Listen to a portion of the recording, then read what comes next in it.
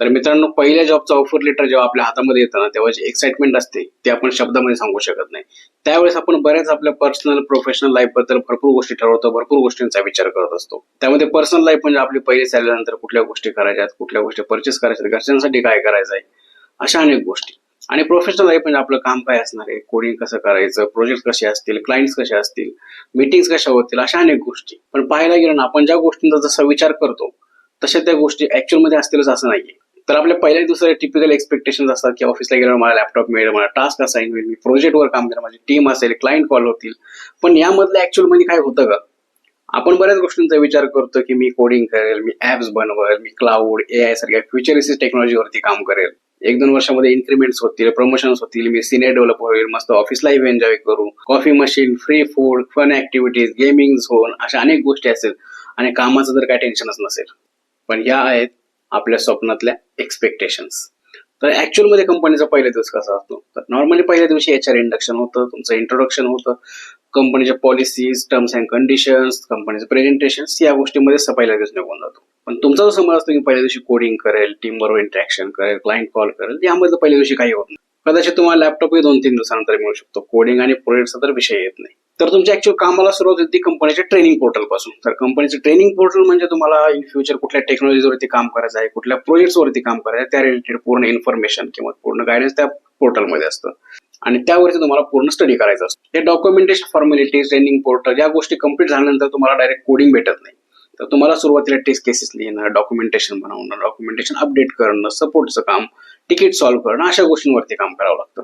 जरी कोडिंगचं काम मिळालं तरी एखाद्या मॉड्यूल मधला छोटा मोठा इश्यू असतो, तुम्हाला फाइंड आउट करून त्यावरती काम करायचं असतं. पूर्ण मॉड्यूल तुम्हाला डायरेक्ट भेटणार नाही.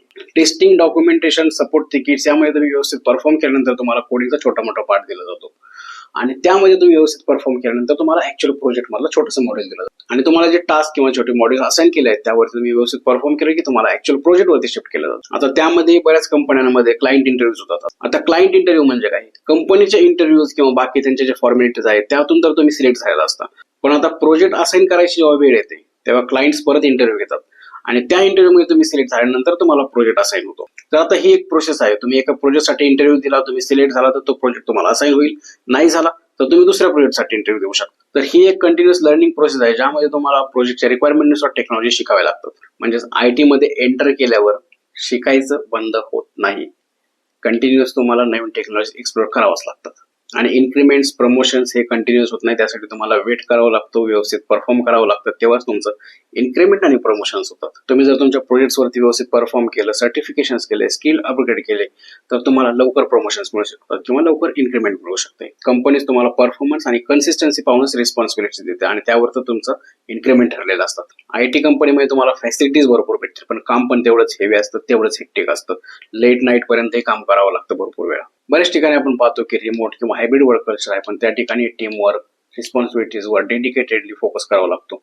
तुम्हाला तुमच्या टीम बरोबर परफॉर्म करावं लागतं, त्यांचे कोड रिव्ह्यू करावं लागतं, त्यांचे इश्यू रिसॉल्व्ह करावं लागतात, अशा भरपूर गोष्टी तुम्हाला कराव्या लागतात. तर मित्रांनो, आयटी जॉब म्हणजे बऱ्याच जणांचा ड्रीम जॉब असतो. तुम्हाला तो मिळाला तर पहिल्या 6 मध्ये कंपनीचं कल्चर समजून घ्या, सिनियर्स कडून गायडन्स घ्या, कम्युनिकेशन स्किल्सवर फोकस करा, तुमचं सर्टिफिकेशन, तुमच्या स्किल अपग्रेडेशन वरती फोकस करा. तुम्हाला तुमच्या पहिल्या जॉब कडून काय एक्सपेक्टेशन्स होते किंवा काय एक्सपेक्टेशन्स आहेत ते कमेंट करून नक्की सांगा. हा व्हिडिओ जर तुम्हाला आवडला असेल तर लाईक करा, तुमच्या मित्रांना शेअर करा आणि तुम्ही जर तुमच्या करिअर बद्दल सिरियस असाल तर या चॅनलला सबस्क्राईब नक्की करा.